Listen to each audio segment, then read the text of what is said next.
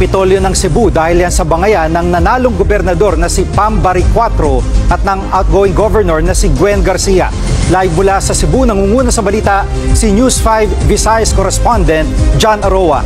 John, anong pinag-aawayan ni na Baricuatro at Garcia? Sige, nagkakaintan sina Cebu Governor-elect Pam Baricuatro at outgoing Governor Gwen Garcia.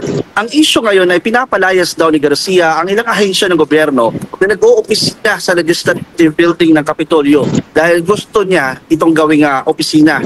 So ito'y para kay Baricuatro, hindi daw ito katanggap-tanggap dahil itong gusto ni Garcia dahil maapektuhan daw nito ang serbisyo ng mga ahensya para lang sa kay Garcia.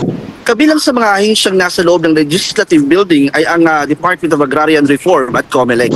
Magsisilbi kasing consultant ni Vice Governor-elect Glenn Soco si Garcia. Sabi naman ni Baricuatro, kung kailangan naman ni Garcia ng opisina, kailangan daw nitong idaan sa legal at tamang proseso. Dapat daw kasing walang maiistorbo at maapekto ang operasyon ng mga ahensya ng pamahalaan. Jiggy. At ano ang sabi ni Garcia sa pahayag naman ni Baricuatro? Jiggy, ayon kay Garcia, hindi nga ugaling abusuhin ang mga pag-aari ng gobyerno at gamitin ng libre ang mga pasilidad nito. Kaya niya raw na magrenta ng mga opisina para sa sarili. Bukod dyan ay may opisina naman si Garcia sa Mandaue City.